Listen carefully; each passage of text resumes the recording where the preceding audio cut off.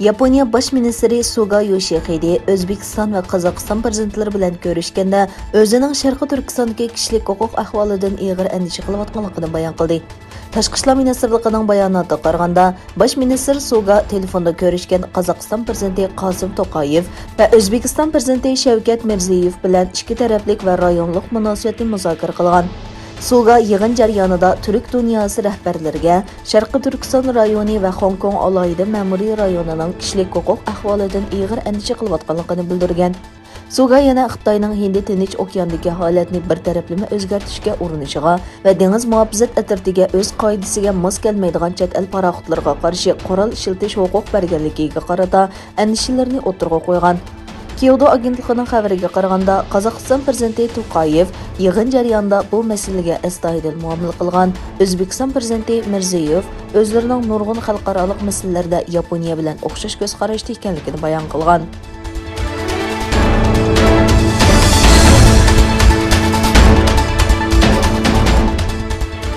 Xitoy ishg'olidagi Sharqi Turkiston yaqinqi yillardan buyon yərşarı quyosh energiyasi batareya ishlab-chiqarishdagi eng muhim markazlarning biriga aylandi. Ammo bu ishlab-chiqarishning ko'p qismini Xitoy ishlashga majburlagan Uyg'urlarning ilib boradiganligi o'ttirg'a chiqdi.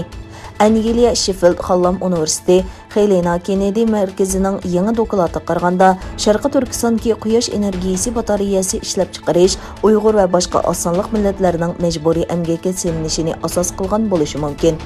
Kun nurida Uyg'urlarning majburiy əmgiki va yərşarı quyosh energiyasi batareyasi ta'minlash zanjiri mavzuliq dokladda klimat o'zgarishiga qarshi turishda muhim rol o'ynaydigan quyosh energiyasi batareyasining bir qism parchalarining Uyg'ur diyoridagi ko'mirlar va Uyg'urlarning majburiy əmgiki orqali yasalganligi to'g'risidagi ma'lumot berildi.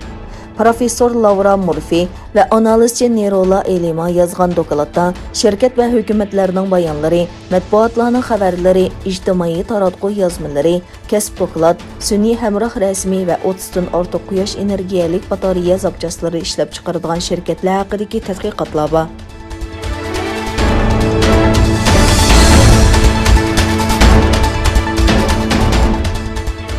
Amerika Tashqi ishlar ministri bىلەننىڭ Xitoyning iqtisodiy besimi oldida Amerika Avstraliyani yolg'iz qo'ymaydi degan so'zidan keyin Xitoy ئەمگىكىنى mەجبۇرلاش diplomatiyasi bilan ئەيىبلىدى. Xitoy Tashqi ishlar ministrligining bayonotchisi bayonotida ئەمگىكىنى strategik maqsadiga yetish uchun iqtisodiy masalalarda boshqa davlatlarni kuchli qoralandirish va iqtisodiy jazo yurgizish bilan aybladi. Huachunyang Amerikaning cheklamasiga uchragan Huawei va Zhongshan qatorliq shirkatlarni tilga ilib, Xitoydagi telegraf va boshqa yuqori texnikalik kasblarning Amerikaning iqtisodiy bisimining qurboniga aylanganligini aytdi.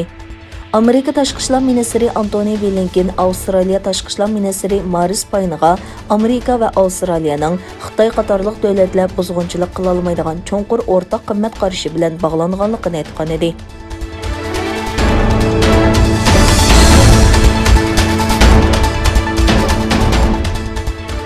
Filippin prezidenti Rodrigo Duterte Xitoyning Janubiy dengizdagi paraxodlarni chekindirish chaqiriqini rad qildi. Osiyo xabarlari kanalining xabar qilishicha, Duterte bayonotida o'zining Xitoy bilan bo'lgan do'stlik xatarga yo'liqqan taqdirdami Janubiy dengizdan paraxodlarni chekindirmaydiganligini va Xitoyning besimiga bosh egmaydiganligini aytdi. O'zining to'qinish va bir masala chiqarishni xohlamaydiganligini ta'kidlagan Duterte Xitoyning maydoniga hurmat qiladiganligini bildirdi va Xitoyning Filippinning maydoniga hurmat qilishini talab qildi. Duterte o'zining urushga chiqarmaydiganligini ta'kidlab mundaq dedi: "Meni o'ltirgan taqdirda men chekinmayman. Do'stligimiz mushu yerda oxirlashadi." Duterte buningdan ilgari Janubiy dengizdagi manevrni oxirlashtira olmaydiganligini ifodalab, dengiz armiyasi chorlash paraxodi va dengiz qirg'oqi muhofazat paraxodini chekindirmaydiganligini qayta ta'kidlagan edi.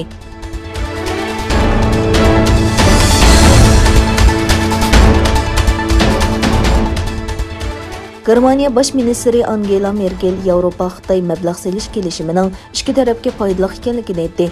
Merkel yig'ini orqaliq o'tkazilgan partiya guruhining yig'inida so'z qilib, garchi Yevropa Xitoy mablag' selish kelishimini tasdiqlash jarayonida ba'zi qiyinchiliklar bo'lsa-mu, ammo bu kelishimning muhim va'da ekanligini, ikki tarafning bu kelishimdan naf oladiganligini bayon qildi. Merkel mundaq dedi: "Xitoyning taraqqiyoti va gullanishi Germaniyaning manfaatiga mos keladi. Xitoy bo'lmasdan yoki Xitoy bilan zidlashib turib, biz klimat o'zgarishiga, dunyo savdo tashkilotiga yoki boshqa xalqaro masalalarga qarshi tura olmaymiz. Xitoy bilan Yevropa ittifoqi 2020 yil 12 oyning 30 kuni Yevropa Xitoy mablag' selish kelishimi to'g'risidagi suhbatning oldin bekitilgan kunda tamomlanganligini e'lon qildi. Yevropa komitetining muavin raisi Valdes yaqinda e'lon qilgan bayonotida Yevropa komitetining kelishimni tasdiqlash xizmatining Yevropa ittifoqi bilan Xitoy yo'lga qo'ygan jazo va diplomatik munosabatning nacharlashishi sababidan to'xtatilganligini bayon qildi.